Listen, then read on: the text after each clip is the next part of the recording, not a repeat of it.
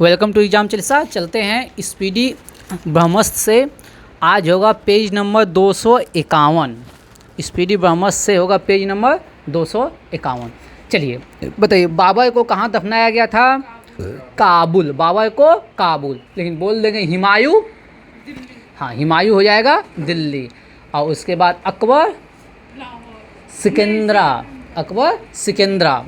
अकबर लाहौर। जहांगीर हो जाएगा लाहौर। और शाहजहां आगरा। शाहजहां आगरा। और औरंगजेब औरंगाबाद। औरंगजेब औरंगाबाद। उसके अपनी बीबी का मकबरा, बीबी का मकबरा है ना उसका, बीबी का जो मकबरा है वहीं, हाँ महाराष्ट्र में है। चलिए अगला क्वेश्चन है, बताइएगा। नेक्स्ट क्वेश्चन है, किधर चला गया? बताइए, नाइजर नदी का मुहाना किसे कहा जाता है? नाइजर नदी का मुहाना कहा जाता है, हाँ, गैना की खाड़ी। और नाइजर नदी को कहा जाता है पोम नदी। पोम नदी, हाँ, पोम तेल का नदी। पोम तो ऑयल ही होता है, पोम तेल का नदी, ठीक ना। नाइजर नदी को कहा जाता है पोम ऑयल नदी, ठीक ना। पोम तेल का नदी नाइजर नदी को कहा जाता है। और नाइजर हो गया। अब बताइए, वनों का देश कांगो। वनों का देश कांगो। और कांगो का बात है तो स्टेनली जलप्रपात जो है ना कांगो में। स्टेनली जलप्रपात कहाँ है? कांगो में। स्टेनली जलप्रपात कांगो में। और यहीं से आ जाएगा विक्टोरिया जलप्रपात। कहाँ, किस नदी पर? विक्टोरिया जलप्रपात जाम्बेजी नदी पर। विक्टोरिया जलप्रपात जाम्बेजी नदी पर। इसी जाम्बेजी नदी पर करीबा बांध है। इसी जाम्बेजी नदी पर करीबा बांध है। और विक्टोरिया झील बोल देगा तो विक्टोरिया झील से नील नदी निकलती है। विक्टोरिया झील से नील नदी निकलती है। और यही नील नदी पे आसवन बांध है। यही नील नदी पर आसवन बांध है। सब विक्टोरिया है, ठीक ना। और विक्टोरिया मरुस्थल बोल देगा, विक्टोरिया मरुस्थल बोल देगा तो ऑस्ट्रेलिया। विक्टोरिया मरुस्थल बोल देगा तो ऑस्ट्रेलिया। और एक क्वेश्चन है, सेशेल्स की राजधानी बताइए कहाँ है? सेशेल्स की राजधानी, सेशेल्स की राजधानी आप लोग कमेंट में बताइएगा। हाँ, सेशेल्स की।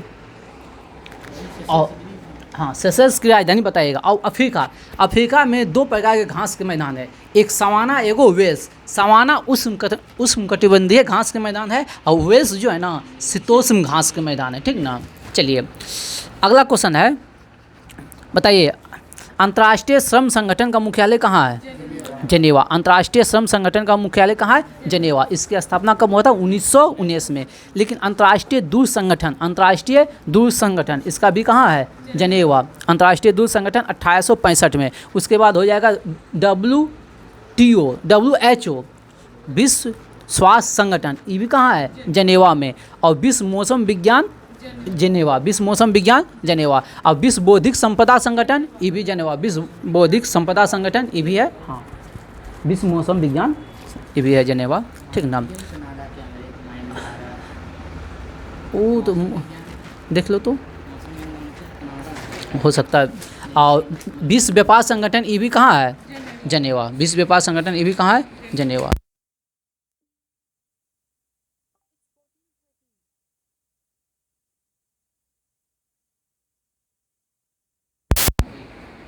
चलो, बास्केटबॉल में खिलाड़ियों की संख्या, बास्केटबॉल 5, वॉलीबॉल 100 और बेसबॉल 9। बास्केटबॉल 5, बेसबॉल 6 और वॉलीबॉल 9। पोलो 4, पोलो 4, क्या वॉलीबॉल 6 ना है? वॉलीबॉल 6 है, बेसबॉल 9, ठीक ना। पोलो 4 और वाटर पोलो 7, नेटबॉल 7, कबड्डी 7, ठीक ना। चलिए बताइए, मेक मोहन रेखा किसके बीच है? भारत और चीन, 1914 में। और रेड क्लिफ हो जाएगा भारत और पाकिस्तान। कब रेड क्लिफ? 1947, रेड क्लिफ हो गया, ठीक। उसके बाद डुरंड रेखा POK और अफगानिस्तान, और डुरंड रेखा कब खींचा गया? हाँ, 1896 में। चलिए उसके बाद बताइए, हिडनबर्ग, हाँ, हिडनबर्ग हो गया जर्मनी और पोलैंड। और मैगिनोट मेहर रहीम होगा रूस फिनलैंड। मैगिनोट होगा जर्मनी और फ्रांस, ठीक ना। और 17वीं समांतर उत्तरी वियतनाम और दक्षिणी वियतनाम। 17 से 7 दूनी 34, 4 38। 38वीं समांतर उत्तरी कोरिया और दक्षिणी कोरिया। और 49वीं समानता यूएसए और कनाडा। सारा हो गया रिवीजन। जब भी आएगा तो इसी तरह करेंगे, स्पीडी में यही करेंगे, रिवीजन करवाएंगे। बताइए नेक्स्ट क्वेश्चन है आप लोग का,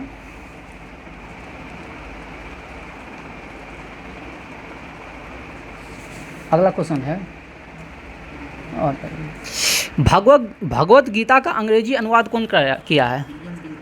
हाँ चार्ल्स विल्किंस। चार्ल्स, हाँ वह चलेगा, चार्ल्स विल्किंस, विलियम विल्किंस चलेगा, ठीक ना। भगवत गीता और हितोपदेश दोनों का, भगवत गीता और हितोपदेश दोनों का जो अंग्रेजी अनुवाद कराया था चार्ल्स विल्किंस ने, ठीक ना। भगवत गीता और हितोपदेश दोनों का, ठीक। आगे बढ़ते हैं, चलिए आप लोग बताइए नेक्स्ट, फटाफट बोलिए। चलिए तो कपड़े के रंग का व्यंजक करने वाला अभिकारक कौन है? Sulphur dioxide. कपड़े के रंग का व्यंजक करने वाला अभिकारक कौन है? Sulphur dioxide. बताइए गुप्तेश्वर की मूर्ति कहाँ है? श्रवणबेलगोला। गुप्तेश्वर की मूर्ति कहाँ है? श्रवणबेलगोला। बताइए चंद्रगुप्त मौर्य की मृत्यु कहाँ हुआ था? श्रवणबेलगोला में। चंद्रगुप्त मौर्य की मृत्यु हुआ था श्रवणबेलगोला में, ठीक ना। चलिए कौन सा धर्म, चंद्रगुप्त मौर्य कौन सा धर्म? जैन धर्म। किस विधि से मृत्यु हुआ था? सलेखना विधि से मृत्यु हुआ था, ठीक ना। चलिए आगे बढ़ते हैं। चलिए अन्नपूर्णा पर्वत शिखर नेपाल में। SIA का क्वेश्चन है, SIA में पूछा था निम्न में से कौन पर्वत शिखर भारत में नहीं है, तो उसका आंसर था यही अन्नपूर्णा, ठीक ना। एक बार आया है SIA में, एक क्वेश्चन है। चलिए आगे बढ़ते हैं। बताइए केपी नहर किसको किसको जोड़ता है?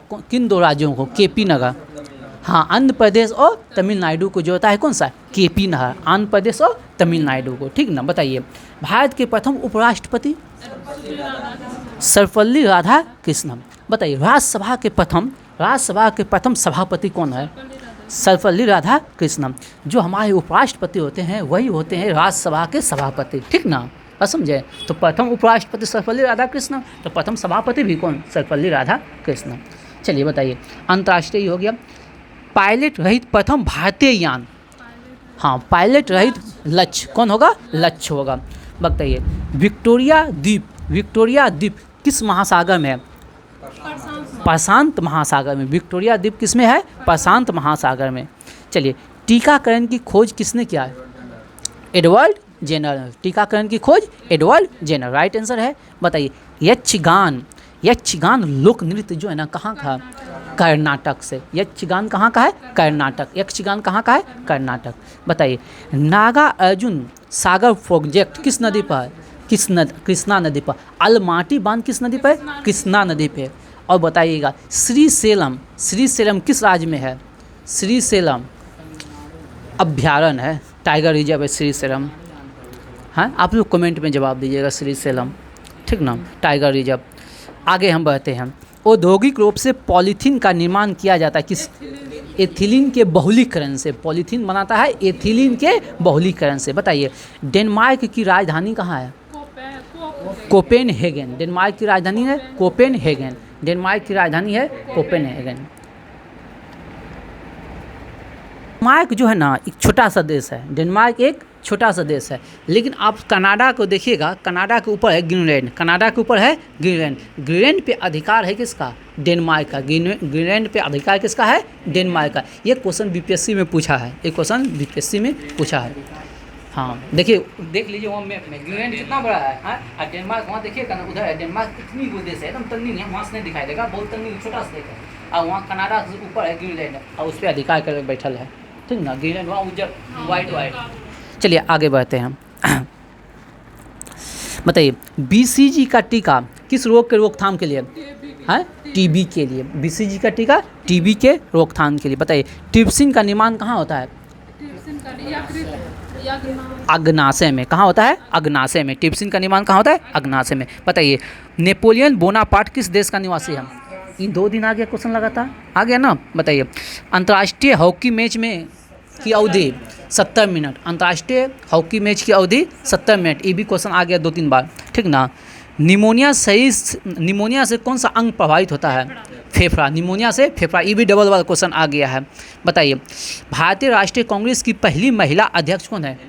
Annie Besant. एनी बेसेंट किया था 1917 में और सरोजिनी नायडू 1925 में। बोलेगा भारतीय राष्ट्रीय कांग्रेस की प्रथम भारतीय महिला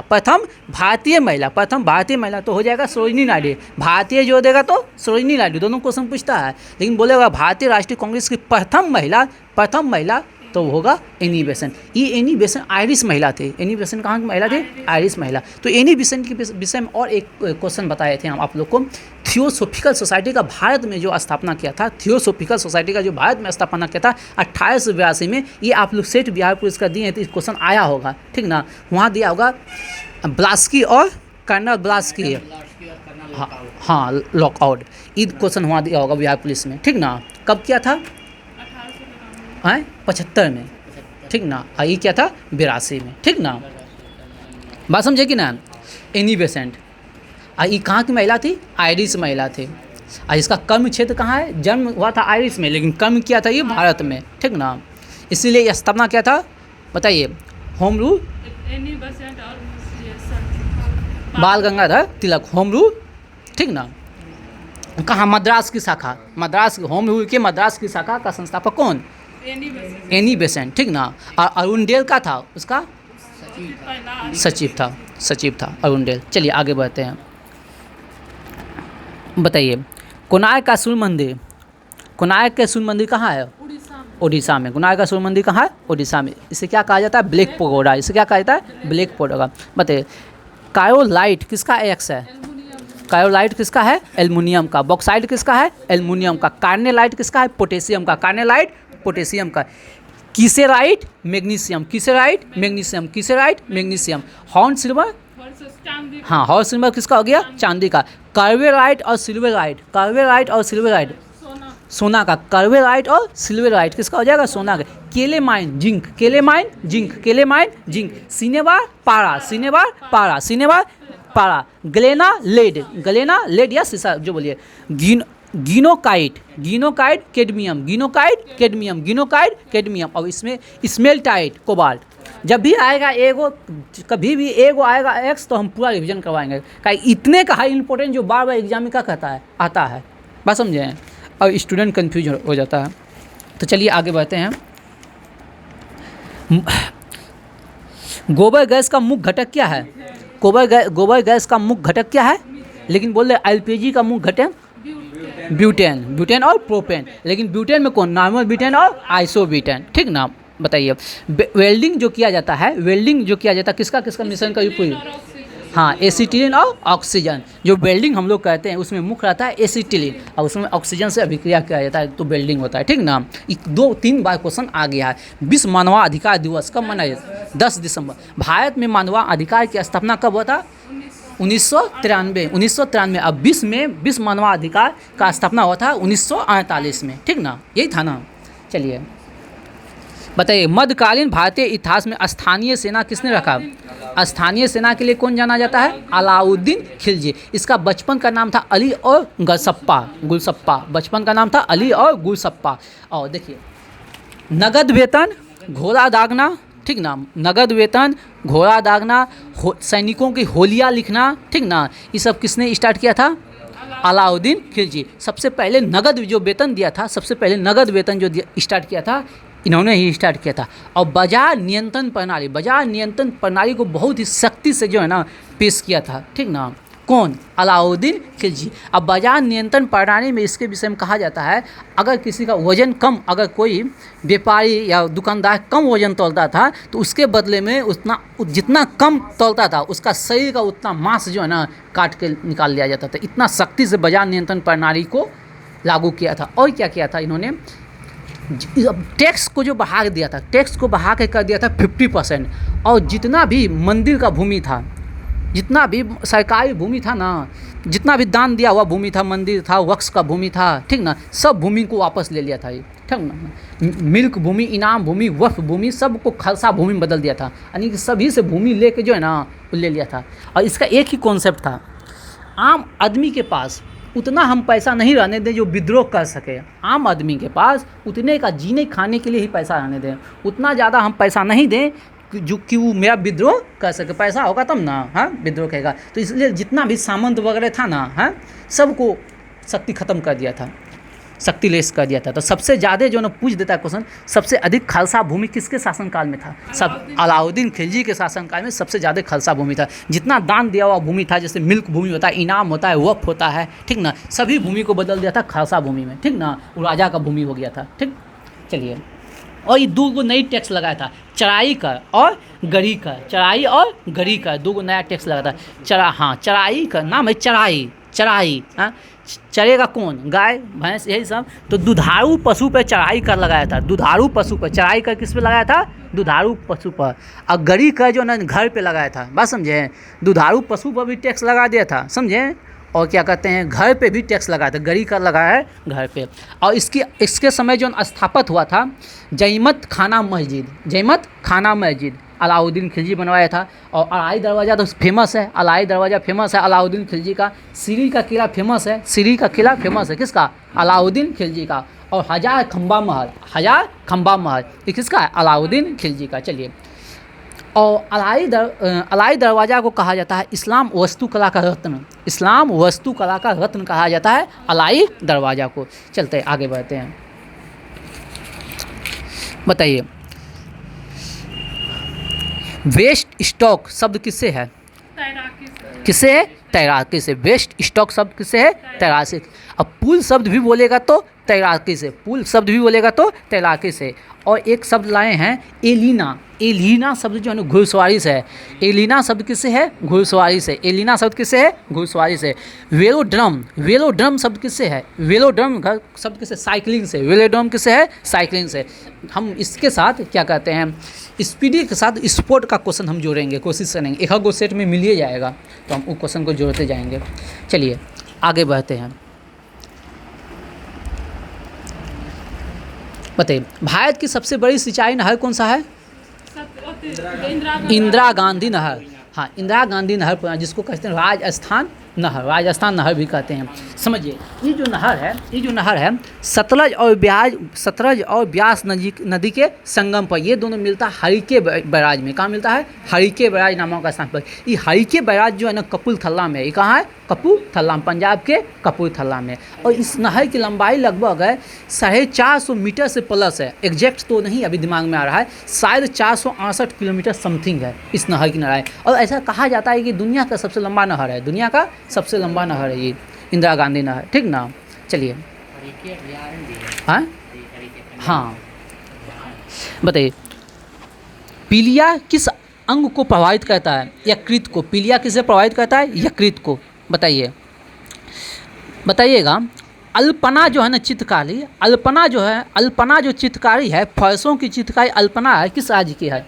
पश्चिम बंगाल की। किसकी है? पश्चिम बंगाल से। बताइए, मानस वन पशु विहार किस राज्य के है? असम। डिगबोई कहाँ है? नूनामाटी कहाँ का? असम की है। हाँ, पेट्रोलियम क्षेत्र है, ठीक है। बताइए, आईने अकबरी किसने लिखा है? अबुल फजर। आईने अकबरी किसने लिखा है? अबुल फजर ने। बताइए, अलकनंदा और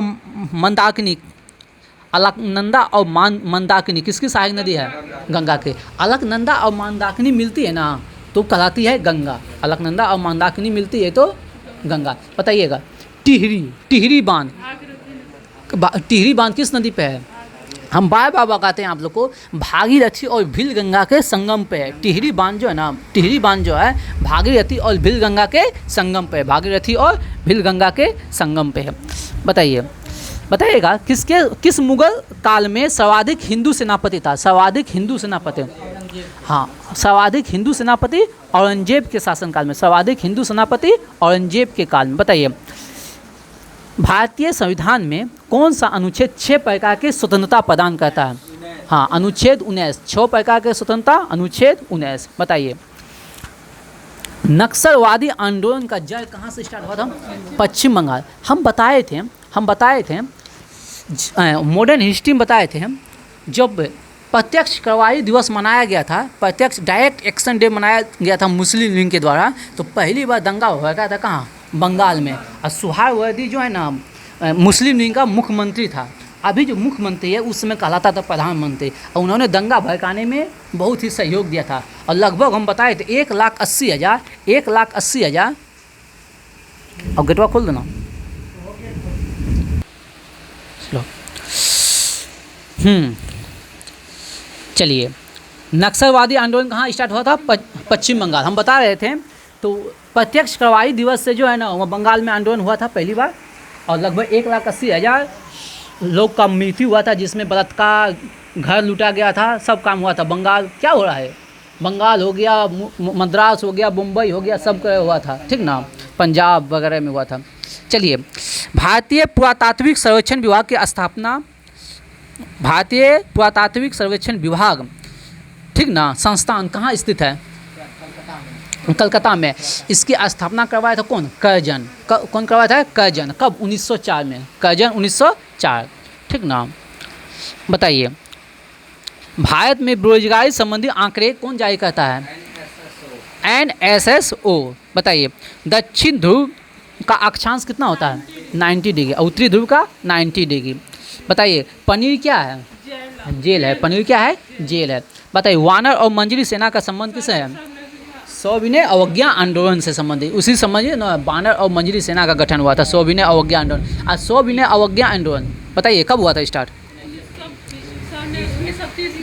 1930। इसका 2 भाग में चला था, अंतिम रूप से बंद हुआ था 1932 में। अंतिम रूप से बंद हुआ था 1932 में।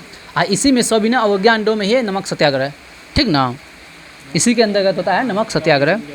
हाँ, बताइएगा, बिजली के चमकने पर कौन सा गैस उत्पन्न होता है? NO2। बिजली के चमकने पर NO2 गैस है, ठीक ना। बताइएगा, वनांधा रोग, कलर ब्लाइंडनेस किसके कारण होता है? अनुवांशिक रोग है। कलर ब्लाइंडनेस जो है अनुवांशिक रोग है। बताइएगा, भारत में प्रारंभिक सहकारी समिति, भारत में प्रारंभिक सहकारी समिति का संबंध किससे है? किस क्षेत्र से संबंधित है? हाँ, कृषि से। अब सबसे ज़्यादा सहकारी समिति जो है ना, सबसे ज़्यादा सहकारी समिति कहाँ है?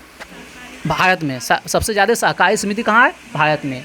और इसकी स्थापना हुआ था 97 संविधान संशोधन के द्वारा।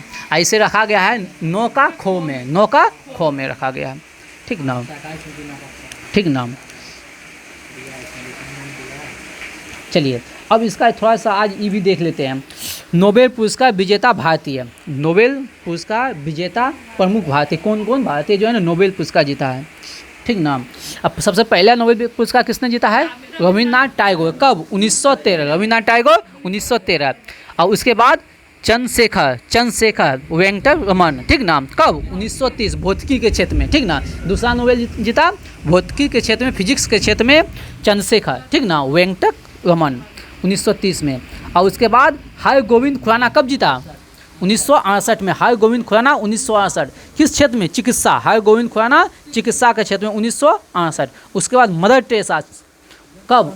1979 में। मदर टेरेसा 1979 किसके लिए? शांति के लिए। किसके लिए? शांति के लिए। मदर टेरेसा के विषय में कहा जाता है इन्होंने गरीब मलिन बस्ती के लिए जाकर डॉक्टरी सहायता करता था, ठीक ना।